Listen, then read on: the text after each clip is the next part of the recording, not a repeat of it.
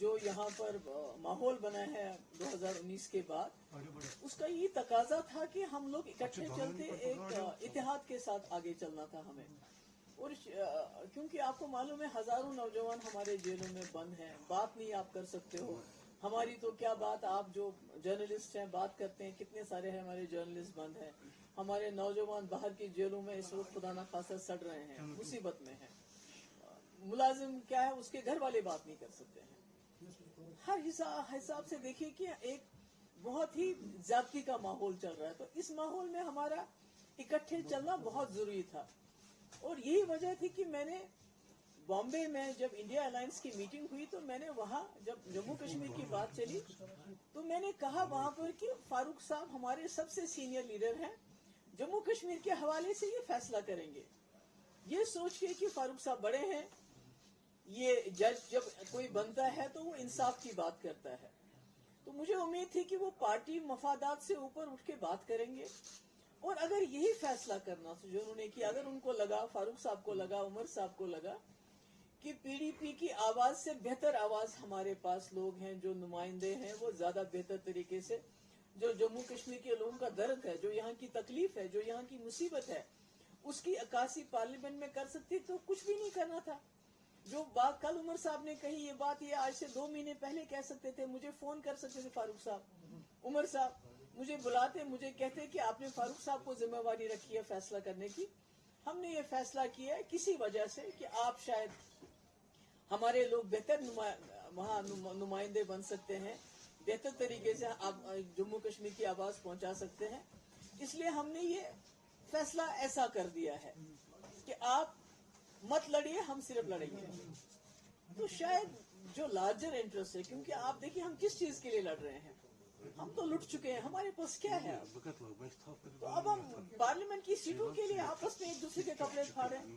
तो अगर फारूक साहब ने या उमर साहब ने मुझे बुला के ये कहा होता कि आपने चूंकि फारूक साहब के ऊपर जिम्मेवारी छोड़ी है, हमें लगता है कि आप लोग शायद अच्छी तरह हमारी मुश्किलात की अक्कासी नहीं कर सकते, हमारे लोग बेहतर हैं, या हमारे पार्टी वर्कर नहीं मान रहे, वट एवर इट वॉज, जो भी उनको मतलब फैसला जिस वजह से किया, तो हम सोचते लार्जर इंटरेस्ट में ऐसा ही होना चाहिए। चलिए हम पार्लियामेंट में नहीं पहुंचेंगे, ये अगर पार्लियामेंट में पहुंच के बेहतर कारकर्दगी कर सकते हैं तो ठीक है। मगर आपने देखा जिस तरह से उमर साहब ने बाहर आके हमारे साथ बात किए बगैर, हमको एतमाद में लिए बगैर, जिस तरह उन्हें, और फैसला भी आप सब ने देखा कैसे सुना है कि पीडीपी का वजूद ही नहीं है, पीडीपी सिचुएशन में नहीं है।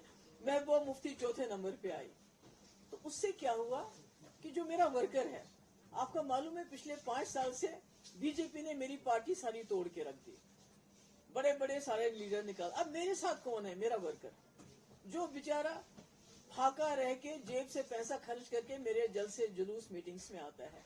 तो उसको बहुत दचका लगा जब उसने उमर साहब के वो अल्फाज सुने, तो वो दिल बर्दाश्ता हो गया, उसको बहुत तकलीफ, उसका दिल टूट गया कि ये क्या कहा जा रहा है कि एक पीडीपी जिसकी 28 सीटें कुछ सालों के अंदर, जिसने नेशनल कॉन्फ्रेंस को 2 बार पावर से बाहर कर दिया, आज वो कहते हैं इनका वजूद ही नहीं है। मेरे ख्याल में उस वक्त जो लहजा था उमर साहब का, वो बहुत सख्त था, और उससे मेरा वर्कर जो है बहुत ही ज्यादा मायूस हो गया और तकलीफ भी हुई। तो आज मैं किस मुंह से जाके वर्कर को बोलूंगी कि उमर साहब कहते हैं जी पीडीपी को कैंडिडेट नहीं उठाना चाहिए, उनको हमें सपोर्ट करना चाहिए।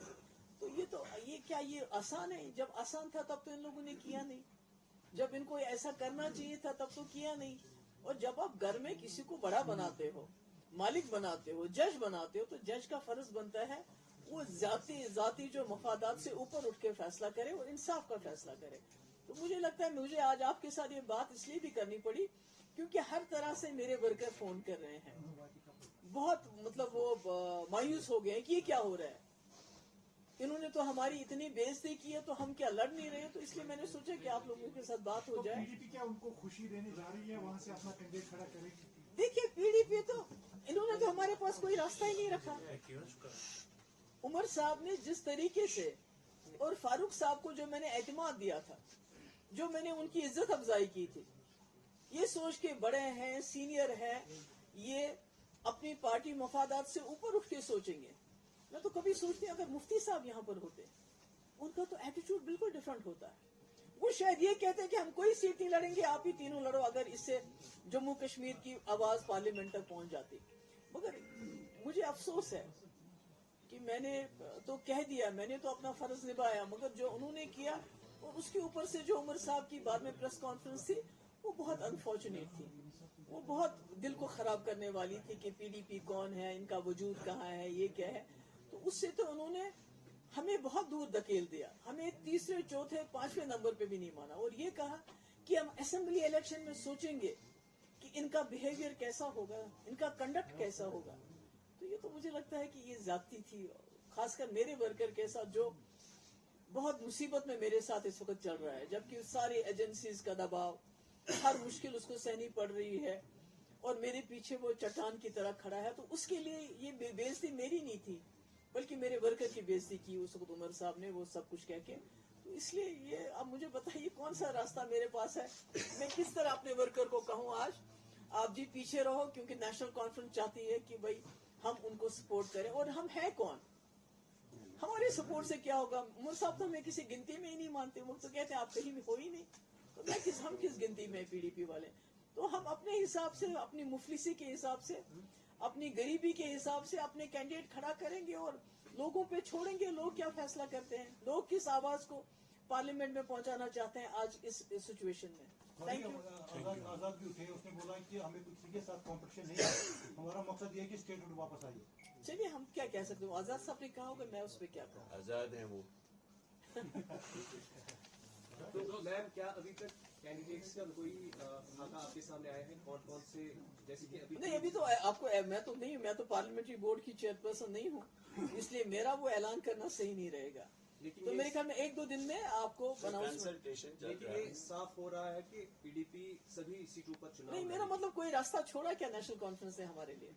Have they left any door open for us? मैंने That कहा मैं means तो you are contesting on all seats, in all 5 seats in Kashmir. नहीं, वो अभी उसका पक्का नहीं है, मतलब जम्मू के बारे में भी हमने सोचा नहीं है, पर यहाँ के बारे में कंसल्टेशन चल रही है हमारी। मेरे ख्याल में 1-2 दिन के अंदर आपको जो है सारे जो कैंडिडेट्स वगैरह के बारे में बता दिया जाएगा, with in a couple of days।